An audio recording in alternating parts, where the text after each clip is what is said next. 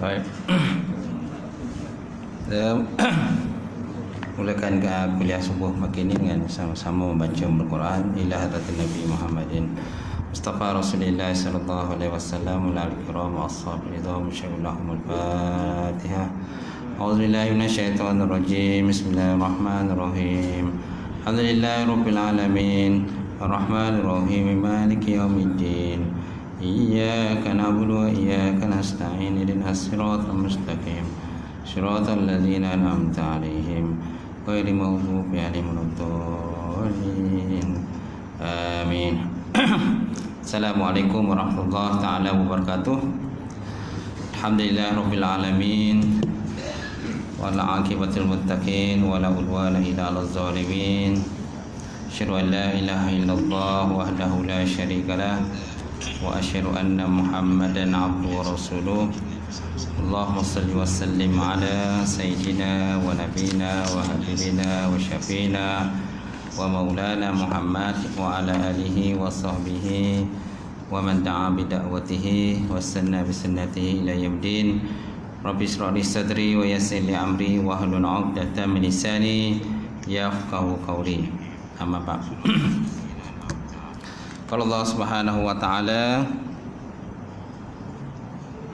fi kitabil karim, a'udzu billahi minasyaitonir rajim, wasari'u ila maghfiratin min rabbikum wa jannatin arduhas samawati wal ardu uiddatil muttaqin alladzina yunfikuna fis sarra'i wad dharra'i wal kaazimina al ghaidha wal 'afina 'anil nas wallahu yuhibbul muhsinin. Sadaqallahul azim.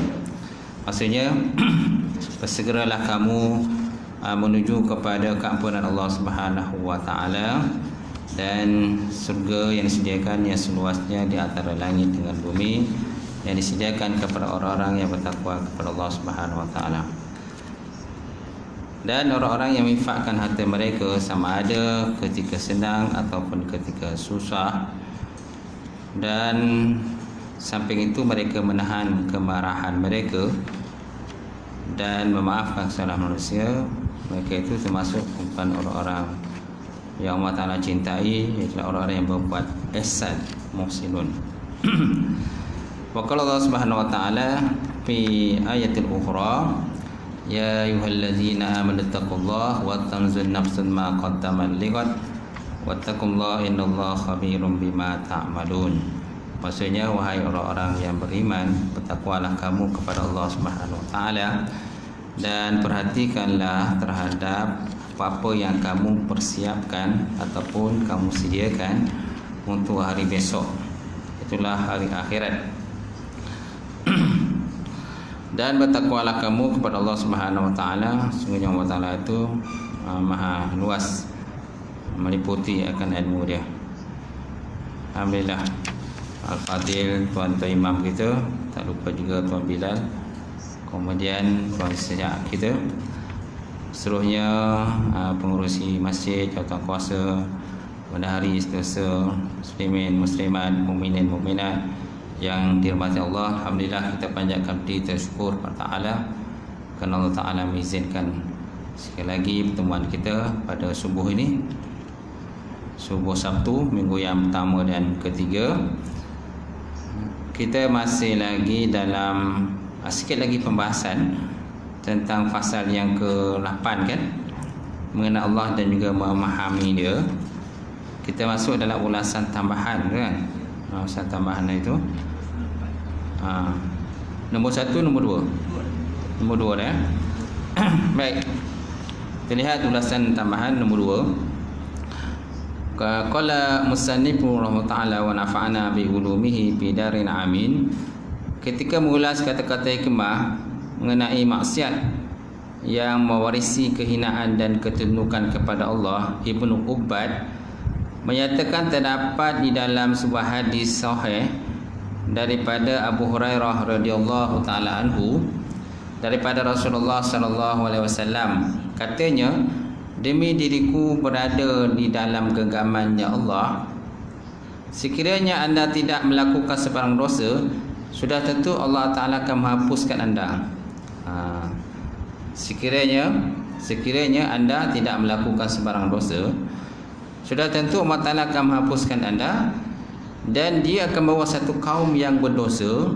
Lalu kaum tadi beristighfar kepada Allah, lalu Allah Ta'ala mengampunkan dosa mereka.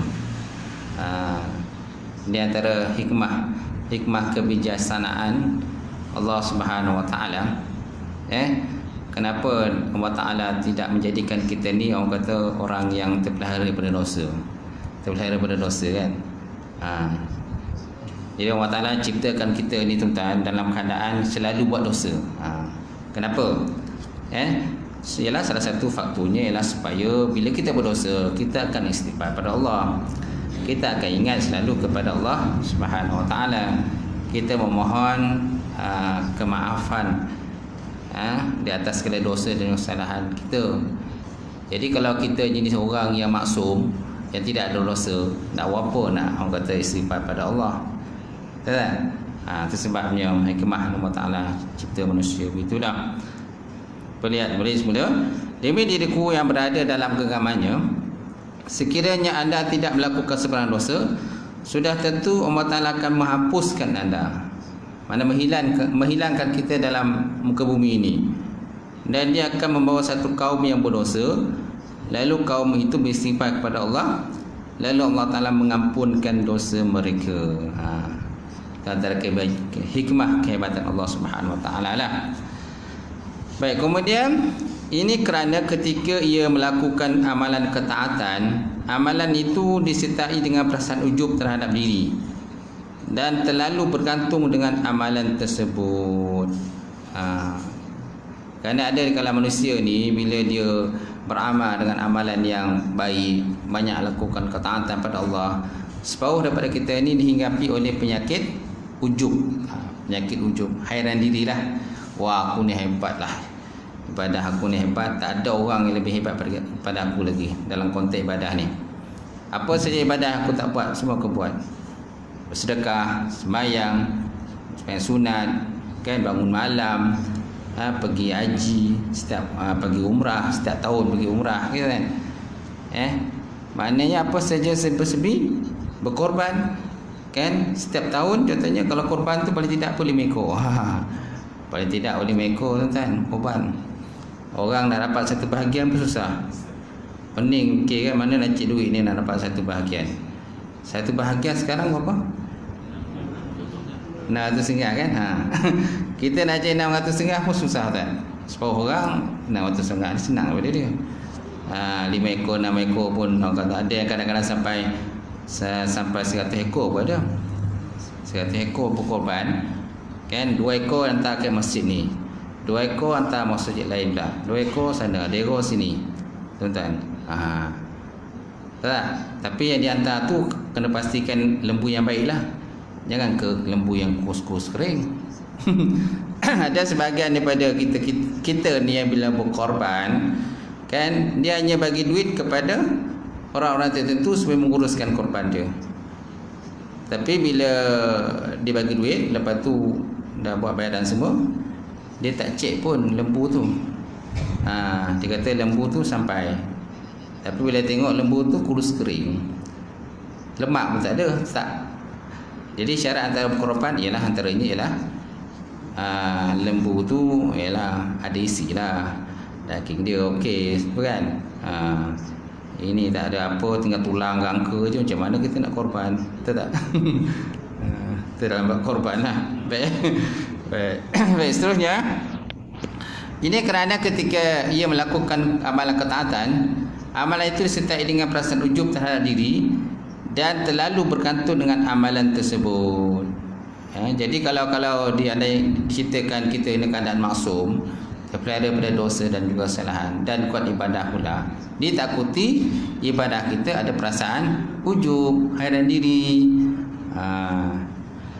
Ia juga boleh menimbulkan sikap sombong lantaran amalan yang dilakukannya dan memandang kecil kepada orang-orang tidak melakukannya. Jadi dia saja boleh melakukan, orang lain tak boleh buat amalan tersebut. Okey, ibadah tu dia je boleh. Okey, pergi umrah setiap tahun dia seorang boleh buat, orang lain semua tak boleh buat. Nampak contohlah. Jadi boleh menimbulkan perasaan sombong. Kenapa? Kerana orang lain tak boleh buat, dia je boleh buat. Tu jaga-jaga tuan-tuan.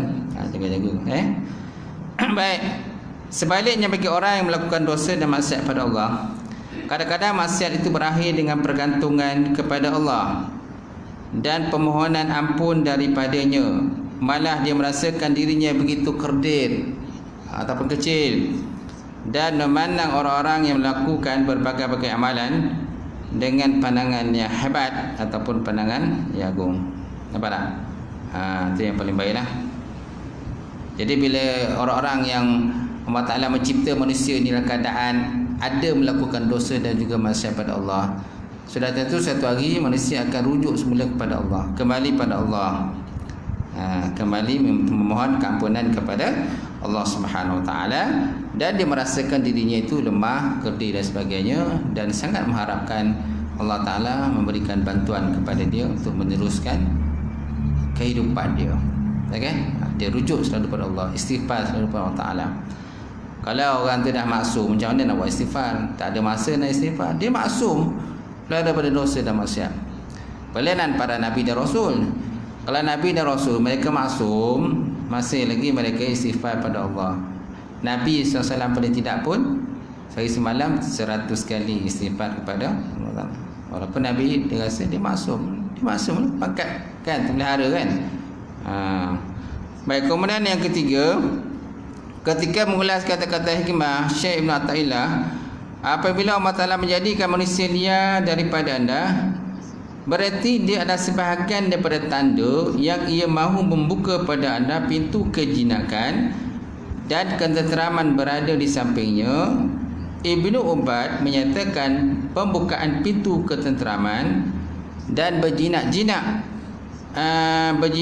dengan Allah adalah salah satu bentuk, adalah dalam bentuk orang ramai melarikan diri daripada seseorang.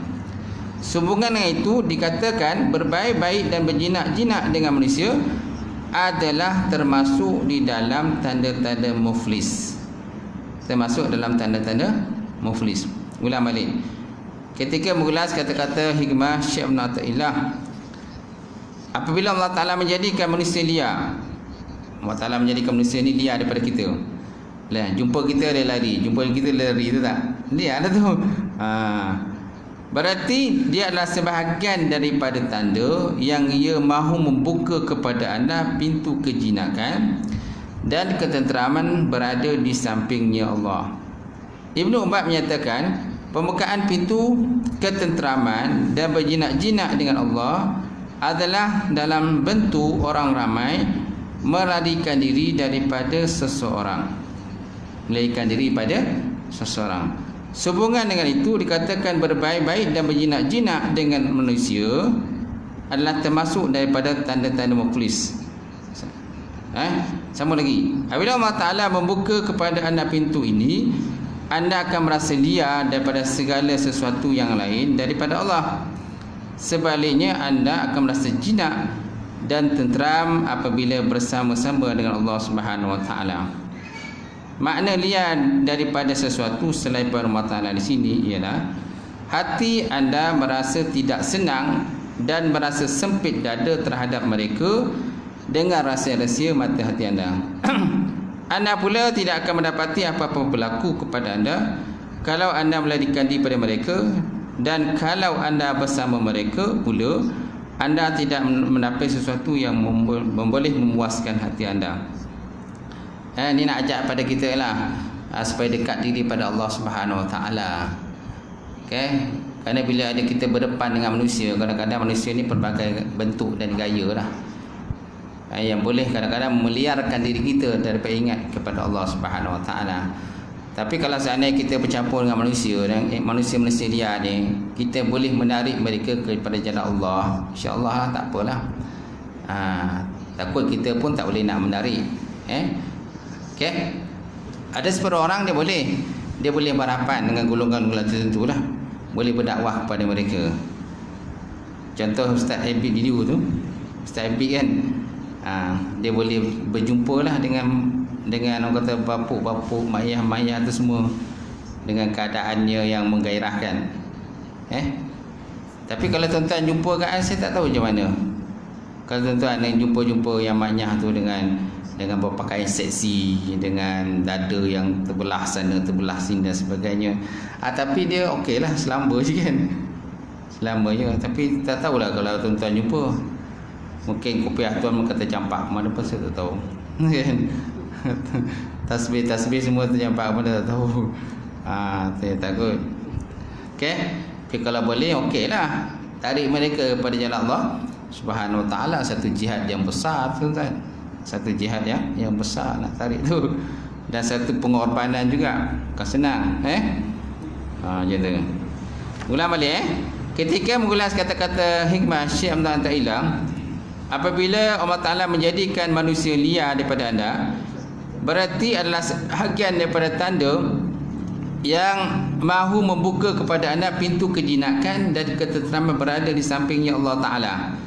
Ini dalam konteks manusia melarikan diri pada kita lah. Manusia melarikan diri pada kita, bukan kita melarikan diri daripada manusia, tidak. Manusia melarikan diri pada kita. Kita dah cuba ajak dan sebagainya, dakwah pada mereka, tapi mereka tak nak. Okey, Ibnu Ubaid menyatakan pembukaan pintu ketenteraman dan berjinak-jinak dengan Allah adalah dalam bentuk orang ramai melarikan diri pada seseorang. Sehubungan dengan itu, dikatakan berbaik-baik dan berjinak-jinak dengan manusia adalah termasuk dalam tanda-tanda muflis. Jadi kalau seterusnya kita bercampur dengan manusia, kemungkinan kita hanyut lah. Kita hanyut. Jadi caranya ialah kita menampilkan diri kepada Allah Subhanahu Wa Taala. Jangan bercampur dengan mereka. Kerana ada sebahagian daripada manusia ni kadang-kadang kuat dia punya tarikan dia. Kuat tarikan dia. Apalagi kalau kita dengan dia, dengan kawan kita tu, mungkin kita kawan yang rapat dengan dia, tapi dia punya perangai teruk kan, pergi naik kelab, orang kata minum arak dan sebagainya. Jadi kalau kita bergaul dengan dia, kita pun hanyut sekali lah. Jadi dalam konteks begini, kalau saya kita tidak mampu menarik seseorang pada jalan kebaikan, so jangan bercampur dengan mereka. Itu je lah cara dia. Jadi lebih baik kita hampirkan diri kepada Allah Subhanahu Wa Taala. Apabila Allah Subhanahu Wa Taala membuka kepada anda pintu ini, anda akan merasa liar daripada segala sesuatu yang lain daripada Allah. Sebaliknya, anda merasa jinak dan tenteram apabila bersama dengan Allah Azza wa Jalla. Makna liar daripada sesuatu selain daripada Allah Ta'ala di sini, maksudnya hati anda merasa tidak senang dan merasa sempit dada terhadap mereka dengan rahsia mata handi sendirilah.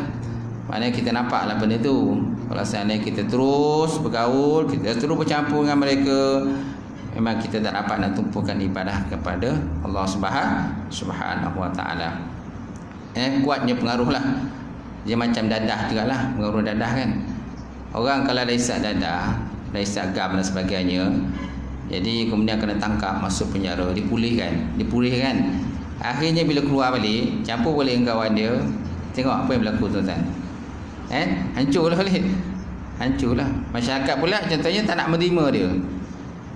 Ni semua ni bekas pendadih ni, bekas pendadih. Disebabkan bekas pendadih, jadi nak cari kerja pun susah. Jadi dia bercampur dengan kawan dia ajak join balik. Jadi hanyutlah dia balik. Kuatlah pengaruh kan. Macam tu. Seterusnya, anda pula tidak mendapati apa-apa berlaku kepada anda kalau anda melarikan diri pada mereka, dan kalau anda bersama mereka pula, anda tidak akan mendapat sesuatu yang memuaskan hati anda. So kalau kita terus berjauh dengan mereka, kita pun tak boleh nak cakap lah, susahlah. Mana orang kata keseronokan, mana ketenteraman jiwa tu tak ada lah. Jiwa kita kembali tak jadi tenang, gelisah. Kita merasakan polis, pihak berkuasa memerhatikan kita kan. Orang-orang yang tertentulah melihat dan memerhatikan apa yang kita lakukan. Yang tak ada kepuasan situ. Ketenangan pun tak ada, betul tak? Gitu. Baik, soalnya ketika mulas kata-kata hikmah berikut, nombor 4, li yukhaffifa alamul bala alaika ilmuka fa innahu subhanahu huwa mubli laka. Li yukhaffif alamul bala alaika ilmuka bi anna subhanahu wa ta'ala huwa al-mubli laka. Maksudnya derita atas bencana yang menimpa, derita di atas bencana yang menerima diri anda, naklah terasa pengertian bahawa Allah Subhanahu wa taala menurunkan bencana itu kepada anda. Ibnu Ubad menyatakan apabila seorang hamba mengetahui Allah Subhanahu wa taala mengasihi terhadap dirinya, bersikap lembut terhadapnya dan sentiasa melihat kepadanya, sewajarnya dia tidak merasa sedih dan gundah gulana apabila diuji dengan berbagai-bagai bala dan juga bencana. Kita jangan merasa sedih dan gundah gulana lah. Bila Allah Ta'ala menguji kita dengan berbagai-bagai ujian, bala dan juga bencana, malah janganlah kita ambil peduli dengan bencana tersebut sehingga mengganggu pelaksanaan ubudiah kita terhadap Allah Subhanahu wa taala. Itu sebahagian daripada kita ada sifat-sifat begitulah. Itu sifat yang baiklah. Sebab orang ni dia rasa kalau Allah Taala tak uji tu macam tak sonok pula hari tu. Bila Allah Taala uji, maka lahirlah sifat sabar pada diri kita. Bila lahir sifat sabar, barulah ada rasa perasaan manis kehidupan ini. Bila ada sabar, adalah pahala dari Allah Subhanahu wa taala.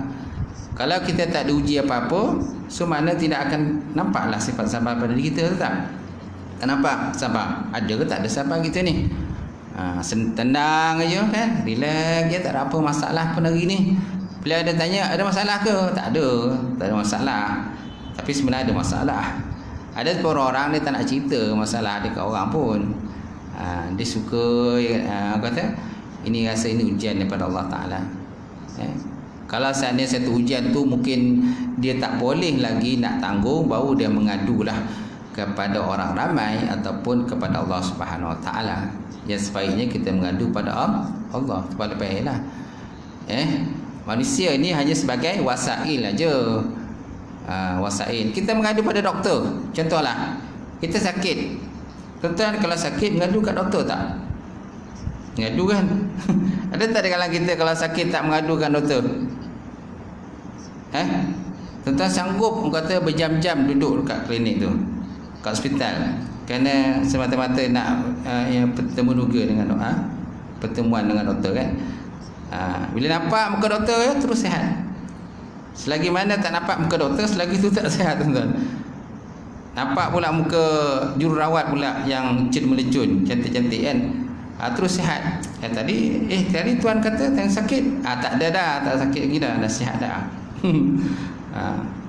Ada separuh orang begitu, tuan. Baik. Jadi Ibnu Ubad menyatakan seorang hamba mengenal Allah Subhanahu wa taala, mengasihinya terhadapnya, bersikap lembut terhadapnya dan sentiasa melihat kepadanya, sewajarnya dia tidak merasa sedih dan gundah gulana apabila diuji dengan berbagai-bagai ujian dan juga bencana daripada Allah. Malah janganlah tuan-tuan ambil peduli terhadap bencana tersebut. So kalau ada ujian apa-apa pada diri kita, jangan ambil peduli sangatlah. Kenapa? Ganjarannya itu kita fikirkan ganjaran yang Allah Ta'ala sediakan pada kita akhirat besok, kan, syurga dengan kenikmatan dan sebagainya. Sebab orang dia tak peduli pun, dia tak hirau pun. Dan ada di kalangan kita kadang-kadang pun tak berubat pun tak ada, suruh berubat pun tak nak. Kenapa tak berubat ni? Tak apalah, tak payah berubat lah, kata. Ni kemungkinan kifarah dosa lah, kata. Yelah aku dulu ni memang jahat, degil, kan, apa je benda yang tak buat semua buat, curi sana curi sini, kan, pecah sana pecah sini, ambil harta orang, kacau nak darah orang dan sebagainya, kan. Apa benda je dosa tak buat semua buat. Jadi dengan Allah Ta'ala bagi aku ni sakit ni, kemungkinan besar ialah Allah Ta'ala nak kifarahkan dosa aku ya, dan aku redha lah, dia kata. Ada sebab begitu, tuan-tuan. Baik. Kerana sikapnya akan mendatangkan kebaikan padanya, naklah anda menaruh baik sangka terhadap Allah Subhanahu wa taala, dan naklah menjadikan itulah pilihan Allah terhadap dirinya. Dia naklah berpegang inilah pilihan Allah. Dan kita memang digalakkan selalu kata bersangka baik terhadap Allah Subhanahu Wa Taala. Bencana dan bala yang menimpanya itu sebenarnya mengandungi berbagai-bagai maslahah. Bukan masalah, berbagai-bagai maslahah yang tersembunyi, yang tidak diketahui kecuali hanyalah Allah Subhanahu Wa Taala saja. Sesuai firman Allah Subhanahu Wa Taala, wa asa an takrahu syai'a wa huwa khairul lakum wa asa an tuhibbu syai'an wa huwa khairul lakum. Kan? Wa asa an tuhibbu syai'an wa huwa syarrul lakum wa asa an takrahu syai'an wa huwa khairul lakum. Maksudnya mudah-mudahan Allah Subhanahu Wa Taala boleh jadi dengan apa yang kita buat tu yang kita tak suka, wa huwa khairul lahum, padahal benda tu baik bagi dia. Dan boleh jadi benda tu kadang-kadang kita suka tapi sebenarnya tak baik pada Allah Taala. Pasal semua Ta'ala benda bukan benda baik. Maksudnya ketika mengulas ayat ini, Abu Talib Al-Makki menjelaskan seseorang hamba benci kepada kefakiran, kemiskinan dan kemudaratan, padahal dia merupakan kebaikan padanya di akhirat kelak. Dan kadang-kadang ia suguhkan kepada kekayaan, keselamatan dan kemasyhuran. Tetapi perkara tersebut sebenarnya tuan-tuan adalah satu perkara yang buruk. Adalah sebenarnya satu perkara yang buruk di sisi Allah Subhanahu Wa Taala dan menghasilkan akibat yang buruk di kemudian hari. Okey? Wa asa an tuhibbu syai'an wa huwa syarrul lakum wa asa an tukrahu syai'an wa huwa khairul lakum. Dan boleh jadi benda-benda yang kita tak suka kadang-kadang benda tu baik pada Allah. Dan boleh jadi benda-benda yang baik pada sisi kita tapi pada semua Allah tak baik. Tu sebabnya janganlah kita banyak orang kata mengeluh kesah. Kan? Tak habis-habis mengeluh, kejap mengeluh. Apa yang berlaku tu kan mengeluh saja. Tapi hendaklah kita selalu bersangka baik terhadap Allah Subhanahu Wa Taala. Habis. Baik, seterusnya kita masuk fasal yang ke-9. Fasal ke-9 membesarkan rububiyah dan mematuhi perintah Allah Subhanahu Wa Taala baik daripada segi zahir ataupun daripada segi batin.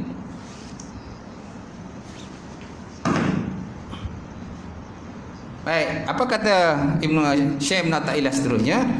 Dia punya kata-kata hikmah.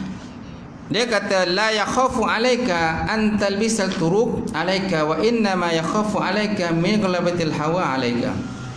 Subhana man satara sirral khususiyyati bi zuhuril bashariyati wa zahara bi azamati rububiyyati fi izharil ubudiyyah. La tutalib rabbaka bi ta'akhuri matlabika walakin talib nafsaka bi ta'akhuri adabika. Mata ja'alaka fi zahiri mumtasilan li amri wa razaqaka fil batini al istilami lil qahri faqad a'zama min minnati alaika. Laisa kullu man sabata takhsisuhu kamala takhlisuhu. Laisa kullu man sabata takhsisuhu kamala takhlisuhu. Atau sebagaimana yang dia dah katalah. Maksudnya la yakhafu alaika an talbisal turuq. Tidaklah dibimbangi atas diri anda kalau jalan ibadah tidak jelas bagi anda. La yakhafu alaika an talbisa turuq alaika. Janganlah ditakuti ataupun dibimbangi alaika terhadap diri engkau an talbisa turuq, kalau bahawa jalan ibadah tidak jelas alaika terhadap diri engkau.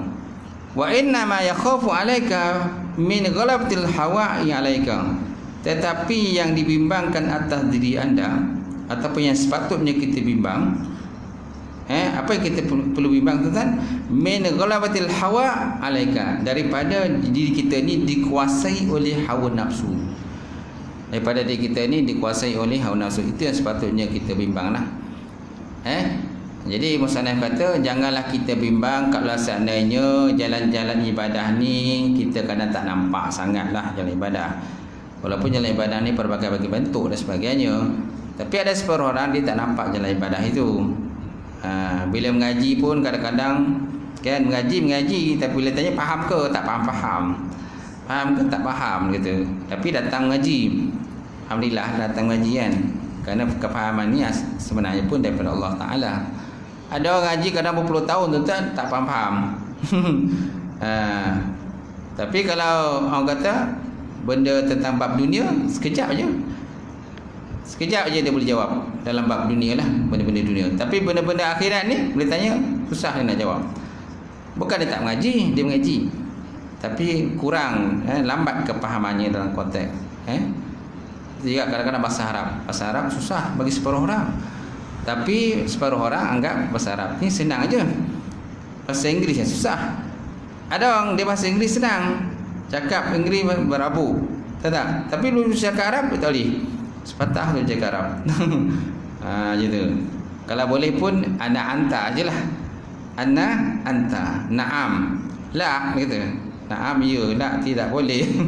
Itu saja yang dia tahu, lain semua tak boleh. Walaupun berpuluh tahun belajar bahasa Arab. Tak.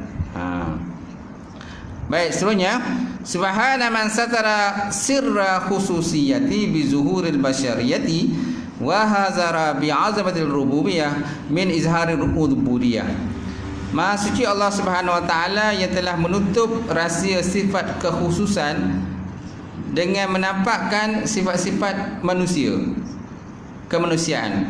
Dan Maha suci Allah Taala yang telah memperlihatkan agungnya ketuhanan di dalam melihatkan tanda-tanda ubudiyah, mizharul ubudiyah, daripada memperlihatkan tanda-tanda ubudiyah. Jadi tuan-tuan, separuh daripada manusia ni dia ada sifat-sifat khususiah lah, sifat-sifat kelebihan Allah Ta'ala. Tetapi dia kadang-kadang dia tak nak tunjuk sifat-sifat khususiah itu. Dia tak nak tunjukkan sifat-sifat kelebihan daripada dia tak nak tunjuk orang lain. Dia lebih suka pada sifat-sifat basyariah, sifat-sifat kemanusiaan, macam orang biasa je. Itu sebab ada kadang-kadang kita nampak orang biasa je, tapi dia ni memang alim besar.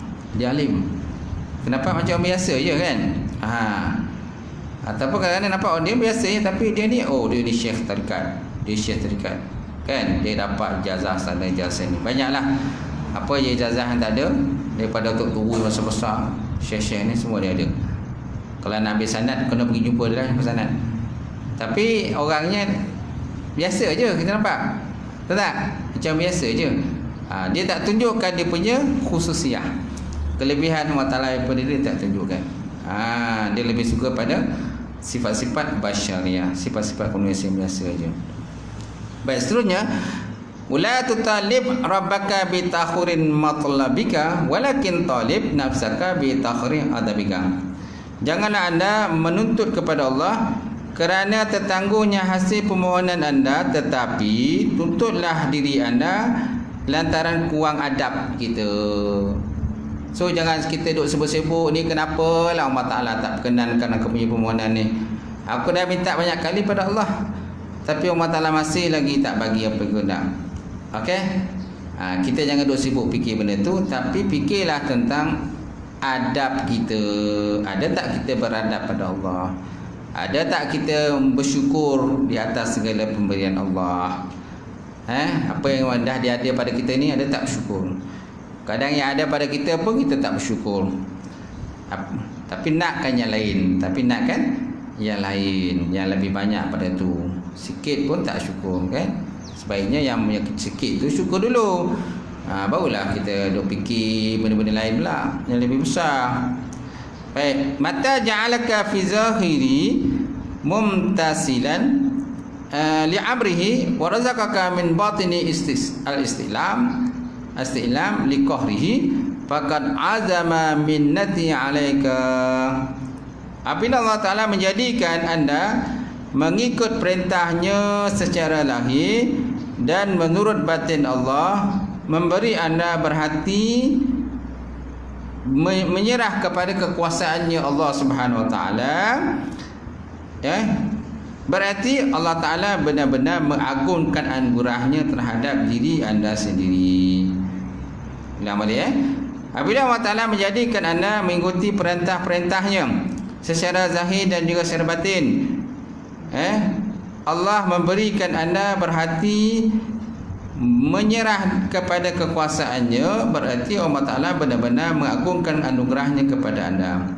So kalau kita dapat sesuatu anugerah Allah Ta'ala, sama ada daripada zahir ke batin, mana akhlak kita baik, zahiriat kita baik, batin semua baiklah, mana itu salah satu anugerah Allah Ta'ala daripada kita lah. Tapi janganlah kita lupa diri pula. Janganlah kita pula act sombong macam yang sebelum ni.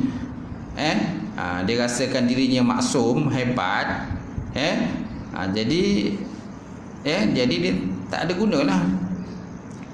Dia jadi sombong lah, ego lah, dia ujub. Disebabkan dia ni kata ibadah dia hebat, dia rasa ibadah dia hebat, ibadah dia bagus, kan? Pergi haji umrah setiap tahun dan sebagainya, berkorban pada tidak pun 10 ekor, 20 ekor setiap tahun. Jadi dia rasa ada perasaan ujub kat situ lah. Jadi jangan adalah perasaan itu. Memang kita digalakkan selalu berkorban, tak? Tapi janganlah kita ada perasaan ujub, sombong dan sebagainya. Baik, seterusnya, laisa kullu man sabata takhsisuhu kamala takhliluhu. Tidaklah setiap orang yang tetap kekhususan itu sempurna kebersihannya. Tidaklah setiap orang yang tetap kekhususan, mana seorang yang telah diberikan Allah Ta'ala kelebihan-kelebihan tertentu lah, kelebihan tertentu. So bukan makna kita ni bersih, jangan kita anggap kita ni suci, jangan kita anggap kita ni bersih, tidak ada dosa dan kesalahan disebabkan oleh sesuatu khususiah, makam-makam tertentu yang Allah Ta'ala bagi pada kita, kedudukan tertentu, kan? So jangan kita lupa dirilah, gitu kata musannaf. Baik, pendahuluan. Terdapat perkara-perkara yang sudah ketahui dalam agama secara pasti. Dalam berdepan dengan perkara-perkara ini, seseorang tidak mempunyai pilihan lain selain daripada beriman dengannya. Terdapat juga bentuk hukum syarak yang telah pun diijma'kan. Ini juga tidak ada ruang kepada orang Islam melainkan semata-mata dengan beriman dengan hukum-hukum syarak tersebut. Terdapat perkara-perkara yang menimbulkan kesemaran dan tidak ada pendapat yang jelas tentangnya daripada kalangan umat Islam, ulama Islam. Ini benar-benar syubhatlah. Innal halalu bainun wa innal haramu bainun. Setiap benda yang halal jelas dan setiap benda haram pun jelas. Wa bainahuma umurun mustabihat. Dan di antara benda halal dan haram itu ialah benda yang syubhat. Benda yang syubhat. Benda yang tak tahu, tak pasti lagi sama ada boleh ke tak boleh. Benda-benda syubhat ni kita digalakkan menjauhkan dia. Itu yang paling baiklah. Untuk ada sifat warak kepada Allah, kita digalakkan menjauhkan. Walaupun tak ada dalil pun nyatakan benda tu boleh ke tak boleh ke, tak ada nyatakan haram pun. Tapi paling baik jalan keluar dia, kita janganlah melakukan benda yang syubhat. Kerana apa? Nabi kata qara'i yar'a haulal hima, sama seperti orang yang menggembala di sekitar kawasan larangan. Lambat laun binatang kenakan kita akan masuk di dalam kawasan larangan. Apalagi kalau kawasan larangan tu subur-subur kan. Rumput-rumput dia, ialah kambing bila nampak rumput-rumput yang subur-subur, kan, dia akan masuk dalam kawasan larangan tersebut. Kambing dia tak ada fikir kawasan larangan tu. Yang fikir sepatutnya tuan je. Tuan yang kena fikirkan, jangan dia letak kambing dekat tepi tu. Kambing dia tak ada fikir, dia fikir nak makan je. Apalagi kalau rumput-rumput dia subur-subur tuan-tuan, cantik-cantik pula, hijau-hijau pula rumput dia, lagi dia nak terjah masuk dalam tu. Kambing ialah sifat binatang kan. Walaupun mungkin kadang-kadang ada anjing, ada separuh orang ni dia pelihara anjing. Kenapa tujuan pelihara anjing? Supaya kalau mana kambing akan masuk, dalam kawasan larangannya. Jadi anjing tu kata rekam lah. Pernah ada tengok satu video, tak ada satu video kan, tapi kan di Arab lah. Orang tu pelihara kambing, okay? Kambing ini dia pelihara, dia bagi makan pada kawasan sekitar kawasan yang ada rumput yang subuh-subuh. Dan ada anjing kat situ. Ada anjing yang jagalah. Anjing tak ramai, kambing ramai. Anjing berapa ekor? Kadang 5-6 ekor je. Tapi kambing kadang-kadang sampai 50 ekor kambing. Tak poning anjing dia macam tu. Tak. Poning juga kambing nak jaga, anjing nak menghambat kambing tu. Kambing pun pandai. Kadang-kadang dia berpecah-pecah dia. Kau pergi sini, aku pergi sini. Kang anjing tu datang sini, kau pergi sini. Anjing tu masuk sini. Dia pun pandai juga kambing tu. Cerdik kat dia. Jadi sikit sebanyak kambing pasti akan termakan juga, berjaya ataupun berjaya juga makan rumput itu. Macam tu. Baik. Jadi terdapat perkara yang menimbulkan kesamaran dan tidak ada pendapat yang jelas tentangnya di kalangan umat ulama Islam.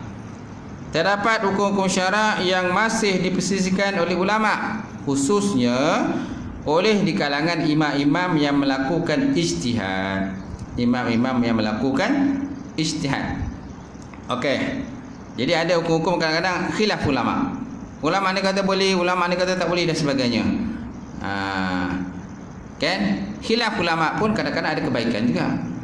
Kenapa mereka khilaf? Masing-masing kadang-kadang khilaf tu mereka ada alasan tertentu lah. Alasan tertentu. Dalam mazhab Syafi'i pun kadang ada khilaf juga. Imam Nawawi dengan Rafi'i khilaf pun. Imam Ramli pun kadang khilaf. Tak? Apalagi kalau dalam mazhab lain. Khilaf ni pun satu kebaikan juga kepada Islam. Bukan benda khilaf ni benda buruk. Tak ada. Okay, mereka khilaf tu, mereka ada poin mereka masing-masing, ada hujah mereka. Bukan hujah main nafsu-nafsu. Tak ada. Kita ni banyak hujah main nafsu. Kalau kita berbalah dengan orang, bergaduh dengan orang, kita banyak ikut nafsu kita. Tu yang kadang-kadang tu dengan parang naik lah, dengan kayu naik lah, semua naik atas kepala. Semua naik atas kepala. Kenapa? Kerana kita ni banyak dorongan nafsu. Bergaduh tengah jalan, kan, accident, langgar buntut. Langgar buntut kan, apa kau langgar aku punya kereta ni kan. Tu yang kan bergaduh, orang pun tengok, lepas tu rakam pula viral dan sebagainya. Jadi buruk lah kan, buruk lah. Kalau muda gaduh tu okey, biasalah tu. Ini orang tua bergaduh. Orang tua bergaduh. Umur dah 10 abad dah. Tapi sebabkan dia tidak ada perasaan sabar, kereta dia kena langgar pada belakang, dah robak, gebek sana gebek sini. Apa itu bergaduh tengah jalan. Orang pun tengok, ya apalah Tok Haji tu kan, nampak kopiah kan main lagi tapi dia punya cakap itu yang tak tahan tu. Cakap itu yang tak boleh nak tahan. Kerana cakap itu kadang bisa menusuk ke kalbu kita tu tak. Ada sebuah orang ni dia punya cakap tuan-tuan bisa cakap dia. Mana berpuluh tahun pun tuan-tuan kita masih ingat lagi dia punya cakap tu. 20 tahun 30 tahun kita masih ingat lagi apa dia cakap begitu. Kenapa bisa dia punya cakap tu? Tahu tak? Okey. Bertumbuk kadang-kadang biasalah. Bertumbuk bila dah kalau orang bertumbuk lubang muka, kalau lepas tu kita pergi klinik semua, lepas tu doktor pun bagi ubat, makan ubat dan sebagainya. Kalau tidak pun sebulan tu kita punya muka tu dah okey dah baik dah. Dah okey dah kan, disebabkan oleh kena tumbuk. Tapi kalau bisa cakap ni, orang cakap pada kita benda buruk kan, yang tak elok pada kita, menusuk jam ke kalbu kita, itu 20 tahun pun ingat lagi. Aku ingat apa kau cakap itu kan. 20 tahun lepas ingat lagi. Kau jangan berlagak dengan aku dia. Gitu.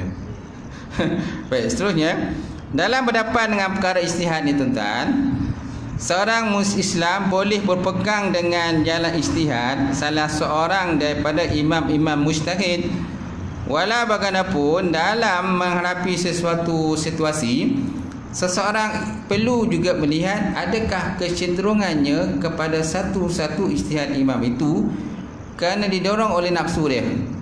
Nampak tak?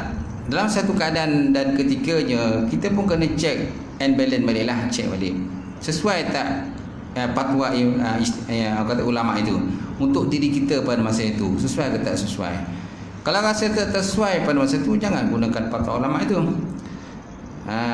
Kerana hati kita pun, kalau ikut pada hadis, hati kita ini pun boleh menjadi fatwa terhadap diri kita bila sampai pada satu tahap dan keadaan. Kita tak boleh lagi bergantung pada fatwa-fatwa ulama itu, kerana sekarang ni bergantung pada diri kita sendiri. Boleh ke tak boleh kita nak buat? Tepuk dada tanya iman kita lah. Tepuk dada tanya iman kita.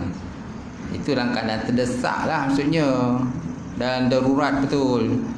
Tapi kalau keadaan tak darurat, tak perlulah kita pakailah pandangan ulama. Pakai saja pandangan ulama, yang terbaik. Tapi bila keadaan tertentu, yang keadaan terdesak, hati kita inilah yang menentukan sebenarnya. Boleh ke tak boleh, nak buat ke tak nak buat. Kalau ikut dalam hadis yang dalam di 40 tu kan, hati kita pun boleh menjadi fatwa terhadap diri kita. Hadis Karim Manawi kan, yang apa tu dalam kitab hadis 40. Baik, apabila dia mendapati pemilihan ijtihad itu lakukan kerana secocok dengan kehendak nafsu, naklah dia jauhkan dia. Jadi kalau ijtihad yang dipilih, ijtihad daripada ulama tadi yang dipilih itu tak sesuai, dia lebih kepada hawa nafsu, maka naklah kita jauhkan. Pilihlah fatwa-fatwa yang lain, ataupun tanyalah terhadap hati kita sendiri. Kerana hati, kalau kita benda tu baik, halal, biasanya hati kita menjadi tenang.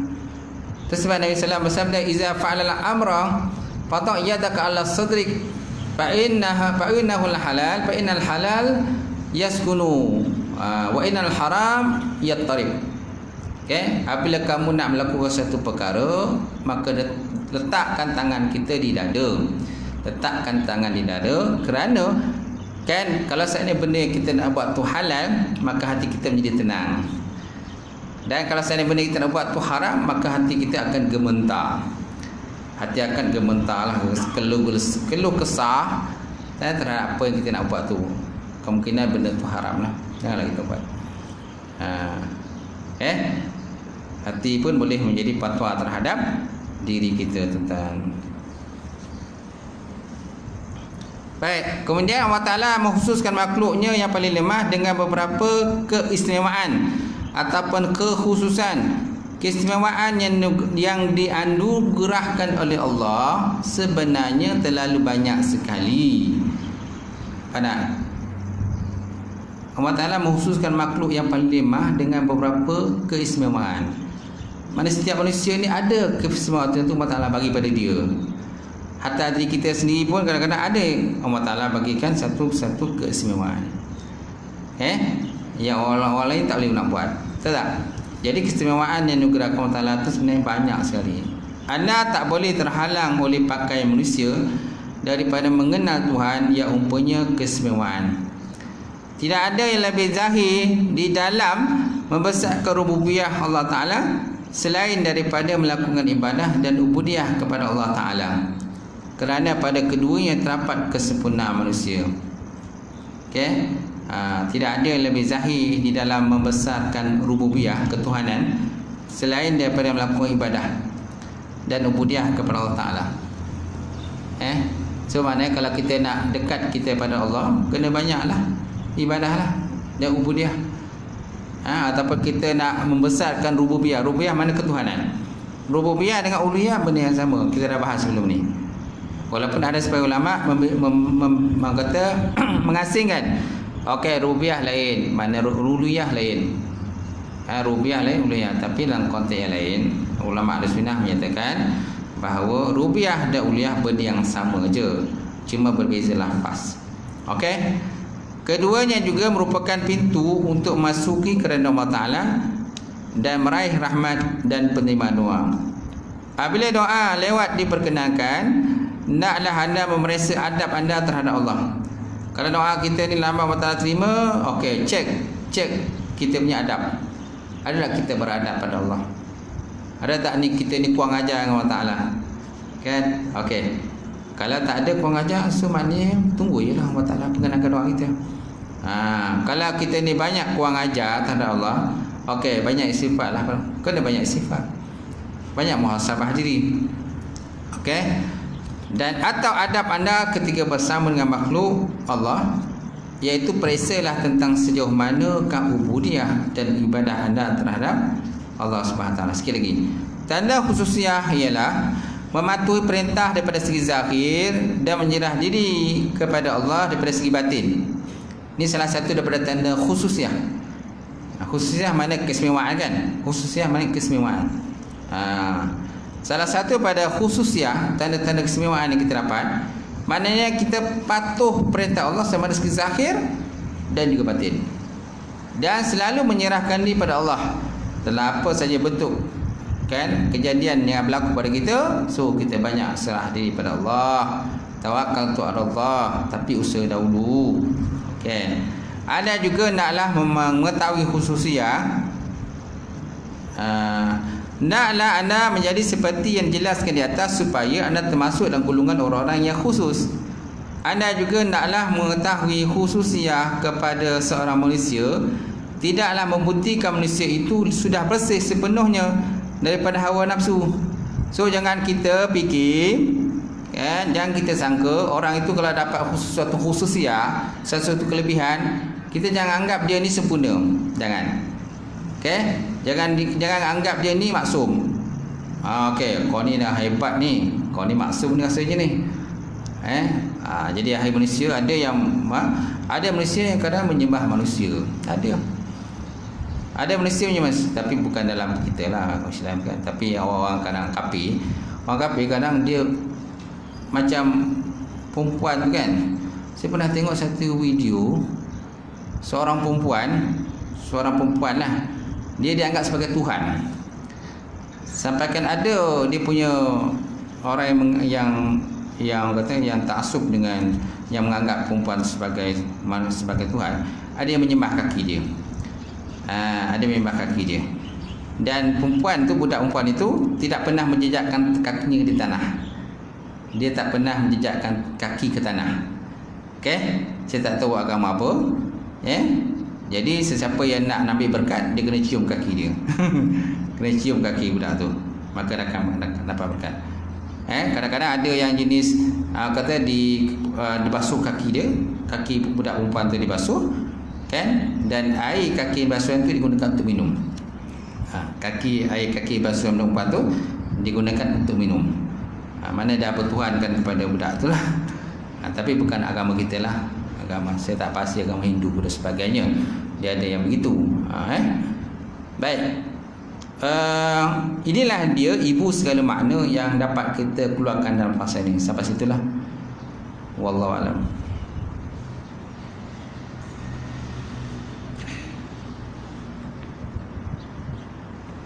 Lutut dah sakit.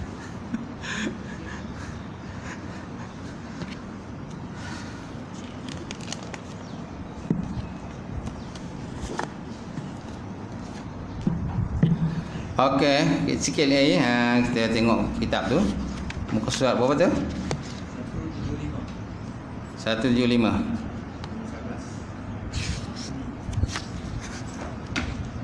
Doa kunut. Okey. Perbahasan berkenaan doa kunut pada solat subuh. Hukum doa kunut pada solat subuh. Hukum dia. Saya rasa tuan-tuan pun boleh jawab ni. Tuan-tuan orang lama kan, orang otai ni takkan boleh jawab kan. Ada pendapat yang mempertikaikan membaca doa kunut pada rakaat kedua solat subuh. Bagaimanakah mengenai masalah ini? Jawapannya ulama Syafi'iyah. Ulama Syafi'i hukumnya solat doa kunut ialah sunan ab'ad. Semana kalau sunan ab'ad kalau tertinggal naklah diganti dengan sujud sahwi.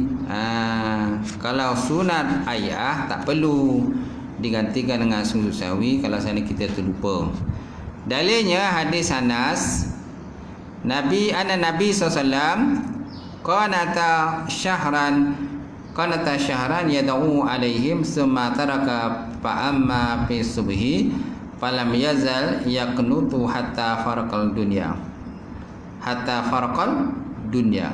Sesungguhnya Nabi SAW qanata mana berkunut syahran selama sebulan, yad'u alaihim mendoakan kecelakaan bagi orang-orang itu kemudian meninggalkannya. Yad'u alaihim summa taraka fa amma fi subhi, adapun pada waktu subuh maka baginda Nabi sallam masih berkunut sehingga baginda meninggal dunia. Mungkin yang kunut tu kunut nazilah rasanya. Kunut nazilah yang atas tu. Saya ada 2 kunut kan? Semana ada 2 kunut. Sungguh Nabi SAW berkunut selama sebulan mendoakan kecelakaan. Kecelakaan mana? Ada nombor 2, nombor 42 42 bawah tu. Nabi SAW mendoakan sedemikian kerana pernah berlaku peristiwa ada sekumpulan yang membunuh lebih 70 orang sahabat baginda. Ada sahabat baginda terbunuh dalam peperangan perang Uhud. Okey, dalam peperangan Uhud kan, sahabat-sahabat yang terbunuh ialah sebanyak 70 orang terbunuh. Okey, dalam peperangan Badar tentera kafir terbunuh 70 orang juga, jumlah yang sama dengan perang Uhud dan juga peperangan Badar. Baik, sungguh Nabi SAW berkunut selama sebulan mendoakan kecelakaan bagi orang-orang itu. Kemudian lepas tu baginda meninggalkan doa tu, doa kunut nazilah lah kemungkinan besar.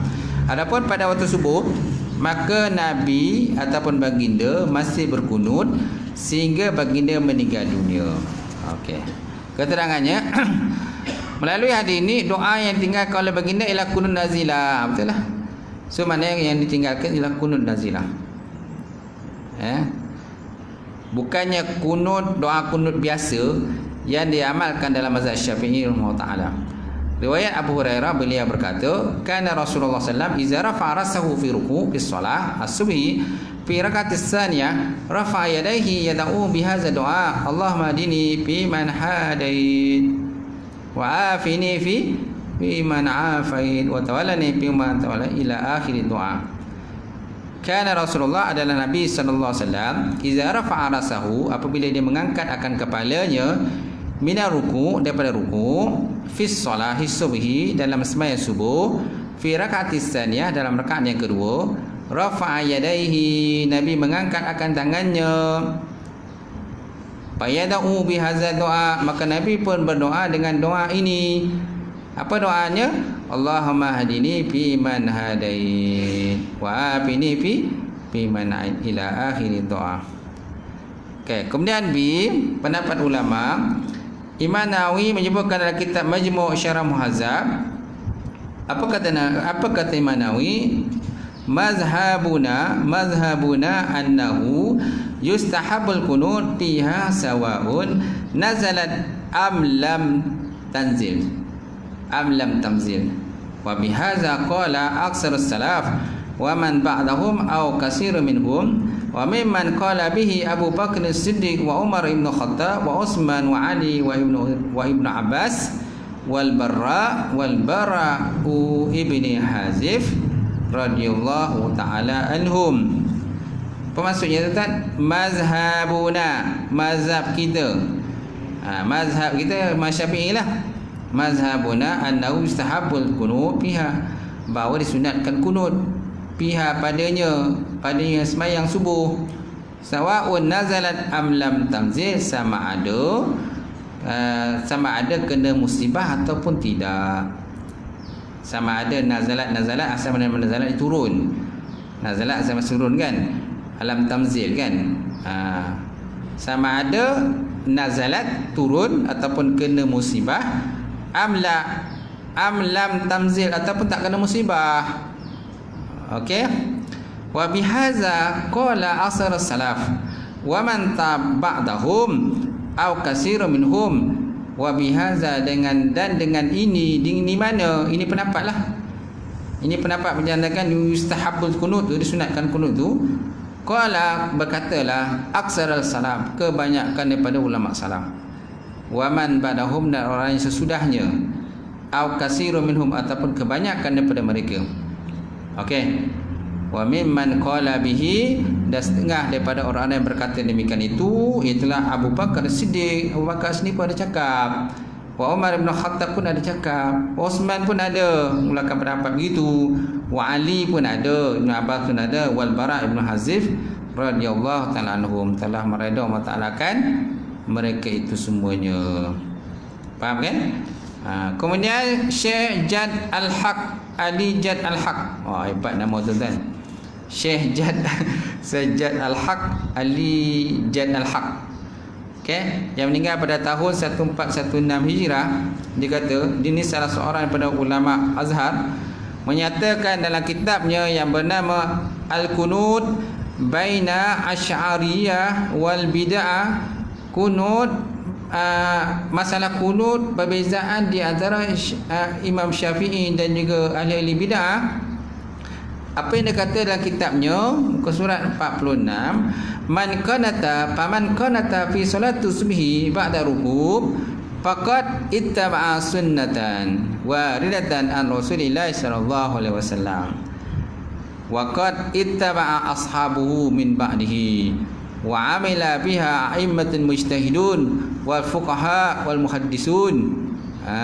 Apa dia kata?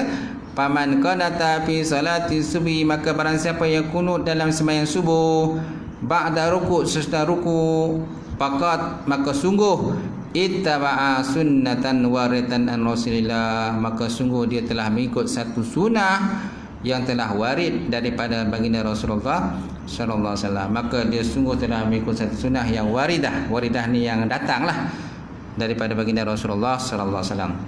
Wa man waqad ittaba'a ashabu, dan sungguh dia juga telah mengikut para sahabat radhiyallahu ta'ala anhum, wa amila biha, dan telah beramal biha dengan dia pendapat itu, a'immatul mujtahidun, di kalangan ulama-ulama hebat di kalangan mujtahid, wal fuqaha wal muhaddisun, ulama-ulama hadis. Okey, semua pun pakai pendapat ni tuan-tuan. So jangan kita mana kita tak boleh menafikanlah daripada tak baca kunut. Tapi ada juga mazhab-mazhab yang tak baca kunut, kita tak boleh menafikan. Mereka pun ada hujah mereka sendirilah. Mereka pun ada hujah mereka sendiri. Mereka tak baca kunut. Contohnya mazhab Malik kan. Yang Malik tak baca kunut. Kita nak menentang mereka pun tak boleh. Aku lebih dulu daripada engkau, dia kata. Antara Imam Malik, Imam Syafi'i, siapa dulu? Imam Malik dulu. Imam Syafi'i berguru dengan Imam Malik. So kita nak lawan Imam Malik. Aku mazhab Malik, dia kata. Kau mazhab Syafi'i. Kau nak lawan aku pula, dia kata. Mana tu? Aku ni abang, kau adik, dia kata. Tahu tak? Aku lu makan garang. Aku lu makan garang. Kau nak ajar aku, dia kata.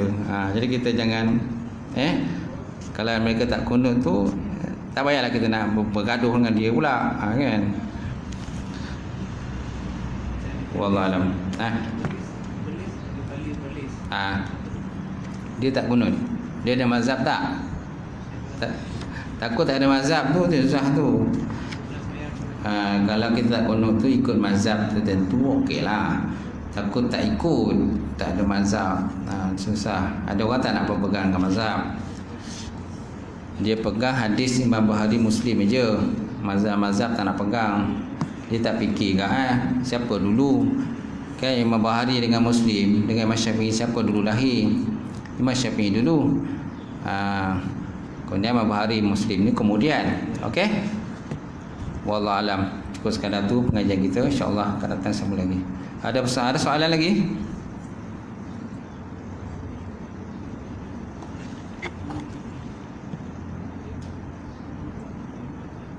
Tak ada? Okey, tak ada. Kita auzubillahi minasyaitonirrajim.